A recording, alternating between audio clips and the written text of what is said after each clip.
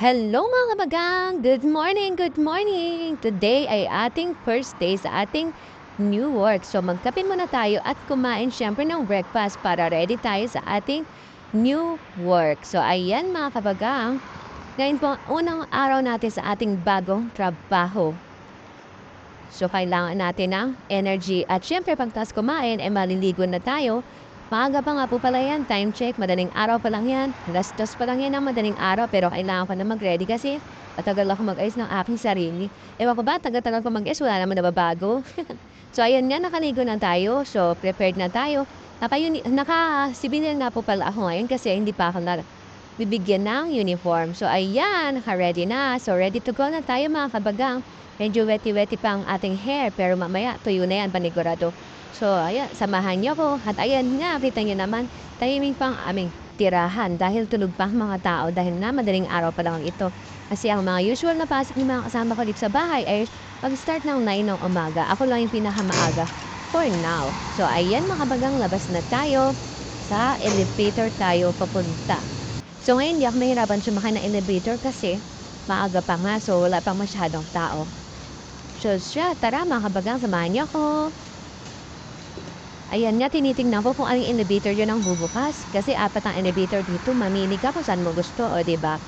At ayan na nga, nandito na tayo sa loob ng elevator. At syempre, solo-palo tayo dahil nga wala pang tao. So magandang sumakay pag solo ka lang, hindi siksikan at mabilis ang pagbaba, o diba?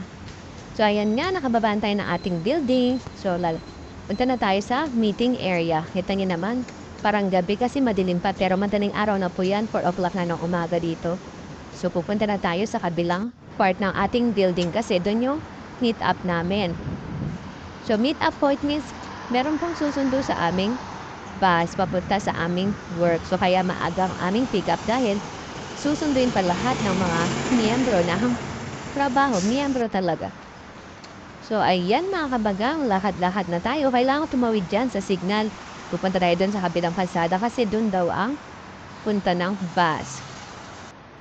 So, ayan nga mga kabagang, nandito na ako sa aming meet-up place. Nag-waiting na lang ng susundo. O tingnan niyo naman, madilim pa at wala pang masyadong mga tao at mga sasakyan dahil nga madaling araw pa lang. So, ayan, waiting lang tayo. Yan nga pa pala yung hotel, nakatabi ng aming building. Ayan yung building na aking tinitirhan. So, tumawid lang ako ng kabilang kalsada. Pero sa susunod daw po, dun na ako sa kapila. Pero okay lang yan, at least malapit-lapit lang sa bahay ko. At di na ako gagasto sa bus card, o diba? So, ayan mga kabagang, waiting tayo. At ayan na nga mga kabagang, nasundo na kami at tayo babiyahe na. At siya, mamaya tayo magkita. Matutulog muna ako sa biyahe para makabawi tayo ng tulog. O, diba? So, ayan, nandito na tayo sa ating bagong work. So, nag-wait lang tayo ng gagawin. So, ayan, nandito na kami sa staff room.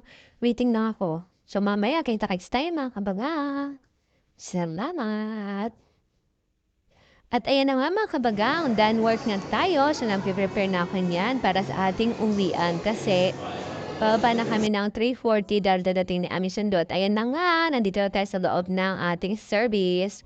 Pauwi na tayo. So ayan po ang aking buong maghapon ngayon sa work. Okay naman siya. Siyempre naninibago dahil panibagong trabaho na naman.